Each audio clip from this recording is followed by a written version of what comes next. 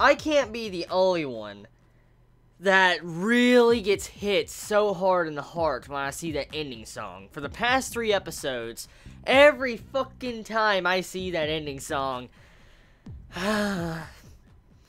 because as I said 3 episodes ago, the meaning behind that ending song is just so much. And then every time it's just getting sadder and sadder by the episode, that ending song pops up and I'm like, ugh! It finishes me off. It really does. This episode, man, oh... The first half, man, the first fucking half. Like, dude, Shigatsu, stop it, stop it, stop it, stop it, stop it. Fucking stop it, stop it. I know I fairy crafted about the fucking tragedy of her dying, but my god, why do you keep putting it in my face like... The fucking death flags are just so obvious. Now, you would have to be legally blind to actually miss the death flags. Like, that is how obvious the death flags are. Like, did you see the beginning of this episode? Kosei walks into the fucking room and he sees his mother in symbolism of, you know, Kaori, and I'm like,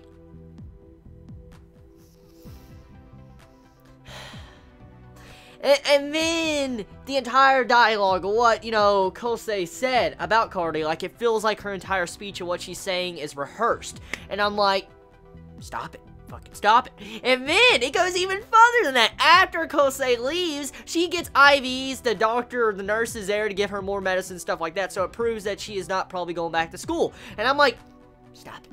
Fucking stop it. Like I said, just stop with the death flags. It really, really is so obvious now. And you can't even begin to deny the death flags. Like, they're so far, like, they're literally smothering Kaori. I mean, I'm surprised she hasn't died already from the massive amount of death flags. Like, she is swimming in those death flags. So, the first half of the episode pretty much tells us what we already know. She is going to fucking die. Like, oh... Like, if it wasn't obvious enough, this episode just finished you off. Like, it is so obvious. I don't even think I really need to dive into what the first half of this episode meant. Like, it explains itself. It really does. So, second half of the episode. Second half of the episode, we get, you know, Kosei's childhood friend Tsubaki, and we find out her actual change in character, like her development in this episode. And this is where it leads into kind of more of the tragedy when it comes to the romance when it's in this episode. Like... Tsubaki realizes that she loves Kosei. She actually does love him. She finally admits that she does love him, and not just as a brother. And here's the thing that I want to quote, or something I want to say. You don't realize what you have until you lose it. That is pretty much what happened to Tsubaki in this episode, because she loved Kosei so much, and she was very, like, I guess, arrogant to think that Kosei would stay with her for the rest of her life, and she would always have him next to her as a neighbor.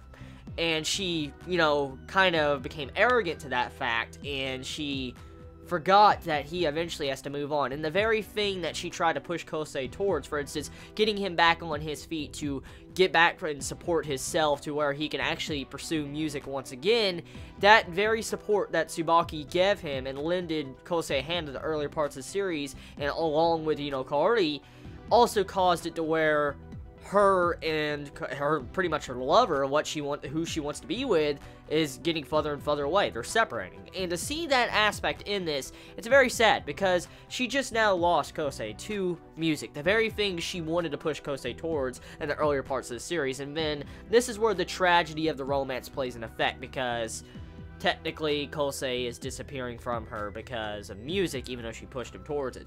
And here's the other things too I want to actually mention.